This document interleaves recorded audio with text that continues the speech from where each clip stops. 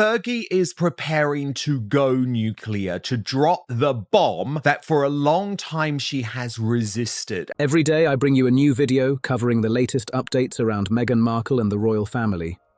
If you enjoy keeping up with this unfolding story, consider subscribing, liking, or sharing your thoughts below. It truly means a lot. Thank you for watching. Now, let's begin today's story.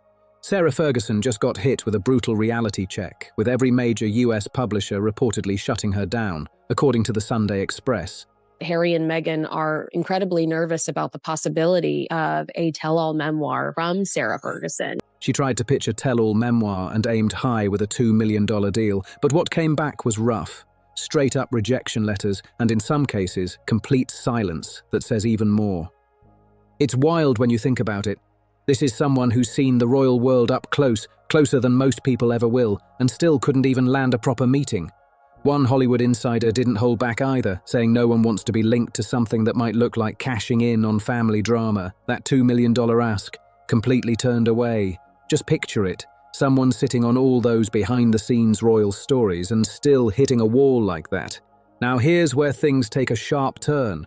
Some are saying it's not even Ferguson feeling the pressure. It's Meghan Markle, because when publishers say no, it doesn't always kill a story. Sometimes it makes it even louder. And here is Meghan Markle posting on her Instagram, going to the island. That's Little St. James. And by the way, this plane, PJWIT, was flying to Little St. James, especially on that date that she posted this story. An insider with royal secrets and nothing secured might start thinking differently, especially if staying quiet isn't getting results. And the ones reportedly watching all this closely, the Duke and Duchess of Sussex. Radar Online claimed several publishers had shown interest in Ferguson before, and one insider said she could have easily secured a deal that set her up financially for good. Meanwhile, the Sussex camp, who reportedly landed $20 million for their own memoir, is said to be uneasy about how someone with deeper royal access could describe private moments and conversations. Tom Sykes from the Daily Beast even said courtiers are dealing with what he called a hairy scenario. Imagine a huge money deal on the table, all in exchange for a story the royal institution can't control at all. That's the kind of situation that gets people nervous real fast. She knows the way for the big payday is a Prince Harry-style autobiography. A $20 million advance, like Harry received, is what she wants. But here's what many are missing. Just because US publishers passed doesn't mean doors are closed everywhere else.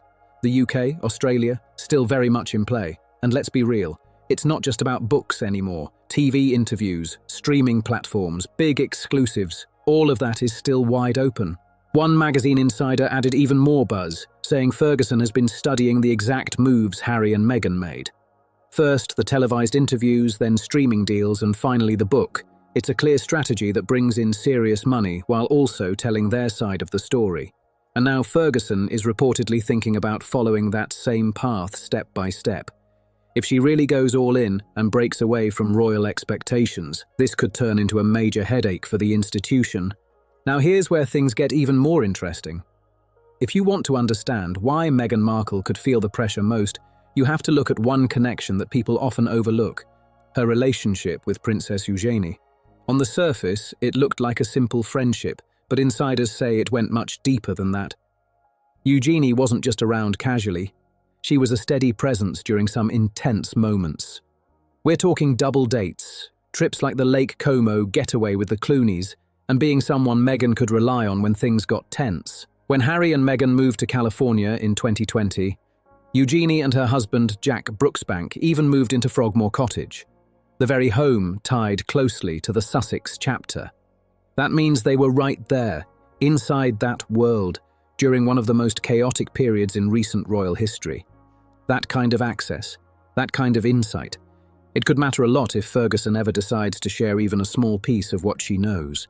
And the people who are most terrified about this are Prince Harry and Meghan Markle, because it is Fergie, of course, who could reveal all about what really went on with this couple and the British royal family and Andrew behind the scenes. And here's the part that really stands out. Eugenie's mother is Sarah Ferguson. That link alone is enough to get attention in Montecito fast. Because Meghan and Eugenie weren't just casual friends. They built real trust during a time of pressure and uncertainty. When Meghan first entered the royal system and faced challenges early on, insiders say Eugenie was one of the few people she leaned on. Insiders say Meghan opened up to Princess Eugenie in a very real way, sharing personal details about life behind palace walls, her relationships, tension with staff, and the pressure she was dealing with day to day. These weren't surface-level chats either. This was the kind of private talk she believed would stay locked between close friends. Sources claim Meghan spoke in confidence, thinking those conversations would never go beyond that circle. As one report put it, it was like any daughter speaking honestly with her mother, natural, open, and unfiltered. And that's where things start to feel a lot more serious, because that quiet chain, Meghan to Eugenie to Sarah Ferguson, is exactly why this rumoured memoir has people talking. That memoir, or a memoir of that scale, would, of course, revisit some of the most controversial moments in royal history, including the fallout from Megxit. Ferguson doesn't need hidden sources or second-hand leaks. She potentially has access to someone who was right there during those emotional moments. The frustrations, the heartbreak, the planning behind major life decisions, those are the kinds of details that grab attention and sell big. And here's the twist. The US publisher rejection doesn't slow this down. It actually makes everything more unpredictable. Tom Sykes at the Daily Beast even described Ferguson as being completely pushed out. No official role, no public funding, and reports claiming several charities cut ties in a short span of time.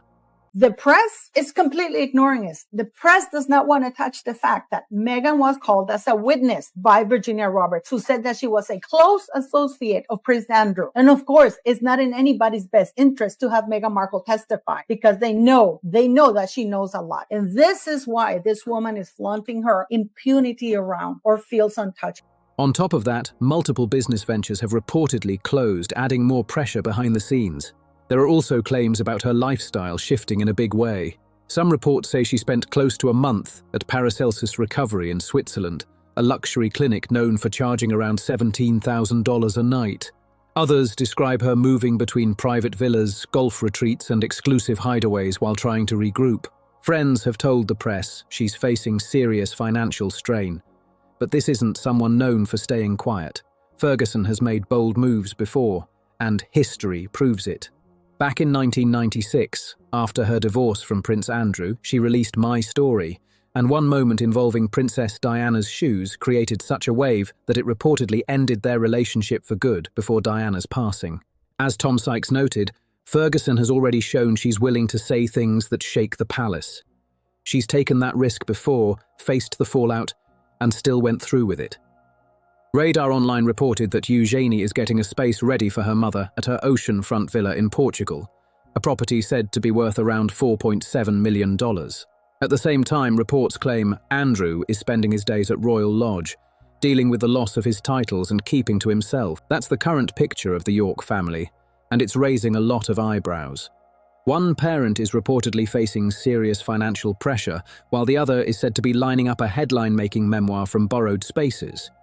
Meanwhile, their daughter is offering support from abroad, creating a situation that feels far from the royal stability they once had. The contrast is hard to ignore, and some say it's all unfolding in real time. A friend of Ferguson shared that this upcoming memoir could be the most open she's ever been. Sources claim Sarah Ferguson's upcoming memoir may include deeply personal accounts and insider perspectives on royal life. One insider even used the phrase, "where the bodies are buried in the royal family," pointing to how revealing it could be. She needs the cash. She thinks it's already too late for her daughters because William is slowly marginalizing them. At the same time, another source said her motivation isn't just about money, it's also about protecting her name and telling her side. Ferguson's current situation is being described as very different from her earlier years. At 66, a grandmother and a two-time cancer survivor, she's reportedly dealing with major changes after seeing long-standing connections and projects shift quickly. And here's where things take a serious turn. According to In Touch Weekly, there are claims that members of the royal family have considered legal action to stop the book before it even reaches shelves, arguing it could cause long-term damage. A legal fight over a project that isn't even finished yet. That alone shows how tense things could be. The same report suggests Prince William has created distance between the royal circle and Beatrice and Eugenie, including limiting appearances and public associations. Meanwhile, biographer Andrew Lowney told the Daily Express that the princesses might even be better off stepping away from titles altogether, saying, "Beatrice is really Mrs. Pal Mays now, and without the title, nobody would give her 5 minutes." That Meghan utilized Beatrice and Eugenie to get closer to Prince Harry. And I think that that's an element of the story that Harry and Meghan leave out. He said this is exactly where Meghan Markle's connection starts to matter in a big way. If the palace were to strip Beatrice and Eugenie of their titles, what leverage would they really have left? And if that happens, why would Eugenie feel any pressure to keep Meghan's private conversations locked away? And then there's Ferguson. Why would she hold anything back at this point? The palace's influence over the York family has always leaned on status and consequences, but that only works if there's still something to lose. Ferguson has reportedly already lost major parts of her royal standing, her title, her home base, key roles, and much of that influence tied to her past. If Eugenie is also at risk of losing her place in that circle, the dynamic changes fast. Because once someone feels like they have nothing left to protect, they can become completely unpredictable. And that's why some believe Meghan could be more concerned about Ferguson than any tabloid headline or anonymous palace source. So what could Ferguson actually reveal? This is where things get very specific. Eugenie not only went to the Super Bowl with him, we've seen her in Montecito with her husband having dinner with Harry and Meghan. Eugenie lived in Frogmore Cottage amongst their things, amongst Meghan's journal. There are claims pointing to at least 4 key areas where her version of events could directly challenge the Sussex narrative. And these aren't just random rumours, they're tied to widely reported moments. First, the bridesmaid dress situation. Meghan said in her Oprah interview that Kate made her cry during the lead-up to the wedding. But several royal biographers, including Valentine Lowe, have reported the opposite, that Meghan left Kate upset. The palace did look into the situation at the time, but the findings were never shared publicly. Now here's where it gets interesting. Eugenie was part of that wedding circle and close to Meghan during that exact period. If private conversations happened and were later shared, that could introduce a version of events no outsider could fully verify before. Second, the 2018 staff allegations. Reports at the time said a formal complaint was made, with Jason Knarf, the Sussex Communications Secretary, said to have submitted concerns about workplace behaviour. An internal review was reportedly carried out, but the results were never released publicly. The Sussexes have denied those claims, but if Ferguson has insight based on what Eugenie may have seen or heard directly, that could bring a whole new layer to the story. Third, the palace communications and those private messages that never see daylight. Reports claim Ferguson could have access to deeply personal details, things Meghan may have shared with Eugenie that no one else in the royal circle fully knew. We're talking whispered frustrations, private texts, and honest observations made behind closed doors. Those small details, they can completely shift how a story is understood.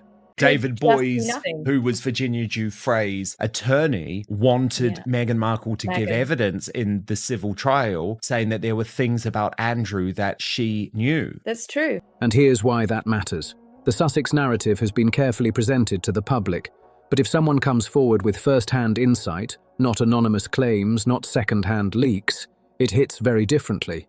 If Ferguson is working with information that came directly through trusted conversations, that could carry serious weight. Fourth, the financial and strategic side of royal life. Ferguson has seen both extremes: wealth, status, controversy, and the fallout that comes with it. She understands how influence moves behind palace walls, who holds control, and where the pressure points really are. Sources suggest her memoir could touch on decisions, financial moves, and family dynamics that have never been openly discussed. Money inside royal circles is rarely simple, and almost nothing stays completely hidden forever. But with Ferguson's perspective, those topics could come out in a way that feels far more direct and revealing, and it doesn't stop there. Insiders say Ferguson has been closely studying how Meghan and Harry built their media presence. She's gone from a £13,000 a night Zurich wellness retreat to a spa hotel, a VIP spa hotel in Ireland. She's been to the Middle East begging for money. She's got no economic options left. No one's giving her money anymore. From major interviews to streaming deals and best-selling books, it's a clear roadmap. and she's reportedly planning her own version of it. A calculated, multi-step strategy designed for both financial stability and maximum attention, with her memoir right at the center. Now imagine the impact of that. A former royal stepping forward with personal insight into family dynamics, speaking from lived experience, not speculation. That kind of voice is hard to ignore, and the royal circle is likely aware of that. That's why every move here carries weight. Ferguson is often described as a wild card. No formal role, no strict palace boundaries, and far less to hold her back. Unlike biographers or commentators, she could directly challenge public narratives. And with Eugenie positioned close to many of these moments, the level of insight being discussed is something no journalist or royal watcher could fully piece together on their own. That kind of access stands out in a big way. Publishers in the US may have stepped away, but that doesn't close every door. The UK, Australia, and streaming platforms are still very much possibilities. And Ferguson has shown before that she's willing to take big risks, even when it brings backlash.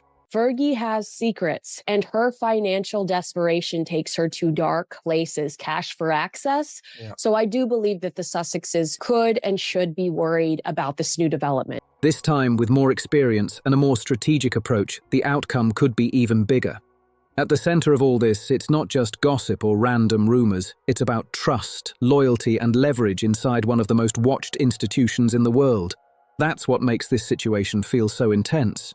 Ferguson's position stands out in a big way. She's experienced, she's been through personal highs and lows, and she's seen how the palace operates from the inside. That combination alone puts her in a different category. And when people say she has less to lose than before, it changes how her next move is being viewed. For Meghan and Harry, this situation highlights something bigger. No matter how carefully a story is presented or how strong a media strategy is, not every narrative stays fully controlled. If Ferguson moves forward with a memoir, it wouldn't just land as another book, it could shift conversations in a major way. Some believe it could challenge established narratives, bring forward behind-the-scenes perspectives, and show how first-hand experiences can shape public understanding, just as much as interviews or official statements. That possibility alone is why so many are paying attention right now. And then there's Eugenie, who has been mentioned as someone close to multiple sides of these moments. She was inside that environment, close enough to hear Meghan's perspective, while also being around other members of the royal circle. When you have been lied about for a series of years, how hurtful that is. So imagine that for over a period of months and years, and you know that it isn't true. Here's what I would say about that. I think it's very important to shift this idea that play the opposite and make sure you can be taken seriously. My point in all of this is that no matter what you look like, you should be taken seriously. That kind of position naturally draws curiosity. If personal conversations were shared in private settings like family discussions or quiet moments away from the spotlight, those memories could carry a lot of weight today. Not because they're confirmed publicly, but because of how close they may have been to key events. Now here's another point that keeps coming up: the Sussex exit timeline. Harry and Meghan presented their move to the US as something driven by pressure, including media scrutiny and lack of support. However, some reports over time have suggested the decision may have been discussed earlier than initially stated. Even the book Finding Freedom referenced early conversations about stepping back. So if Meghan had shared those thoughts with Eugenie during 2019, and those details were later passed along, it could suggest the move was more planned than reactive. And if that version ever gained traction, it could shift how people interpret the entire timeline in a big way. Fourth, the Soho House connection. This is one detail that keeps coming up and getting people talking. Meghan and Eugenie were both part of the same Soho House social circles before Harry was even in the picture. That overlap has raised a lot of curiosity, especially with how those networks operated behind the scenes. We all know that they behaved badly. We all know that they treated staff badly. We all know that Meghan definitely bullied everybody and anybody that she could, whether it be the Queen's chefs, the gardeners, Catherine and William's nanny, the Queen's dresser. I mean, Meghan really was a force when she joined that family of just being terrible to everybody. Marcus Anderson, a Soho House executive, was reportedly involved in setting up the introduction between Meghan and Harry. And during those years, around 2013 to 2016, Their private membership circles in London shared similar spaces, events, and connections. Now, no one is claiming anything improper happened, but the timing of relationships, conversations, and access to certain networks is exactly the kind of detail that draws attention, and that's where Ferguson could step in.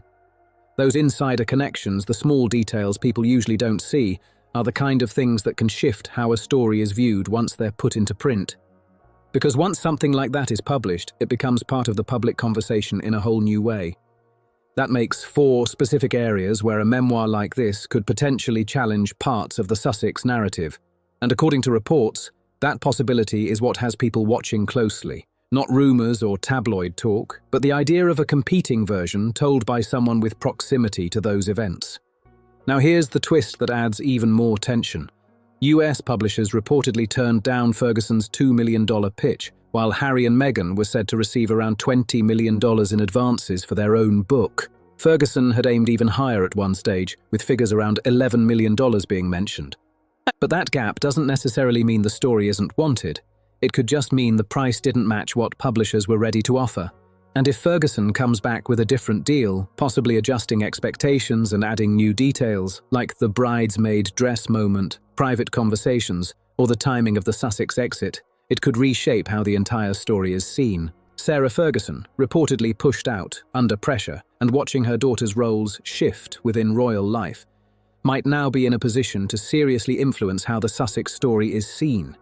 You know, what they're ultimately scared of with the Fergie book is alternative versions of events coming out. Since Harry and Meghan have moved here, they've monetized their version of events, not necessarily the truth, but their truth through Spotify, Netflix, and Harry's book deal. Not because she holds official power, but because of something very different, her perspective, her experiences, and the fact that she's closely connected to someone who was right there during key moments. That connection? Her daughter, Eugenie, someone said to have spent time around Meghan during important periods, hearing her side of events before much of it ever became public. That kind of closeness is what has people paying attention, because trust like that doesn't just disappear without questions being asked. If this situation continues to develop, with reports coming from both sides of the Atlantic, every new detail is going to be examined closely. The conversation is already shifting, from whether Ferguson might speak out to what she could actually say and how it might impact the wider narrative. And if this turns into something bigger, it won't just be another headline. It could change how people look at everything that's already been said. If you've been watching this and have your own take, drop it in the comments below. If this made you see things from a new angle, make sure you subscribe and stay tapped in for more deep dives like this. Don't forget to like this video and share it with someone who needs to hear this too.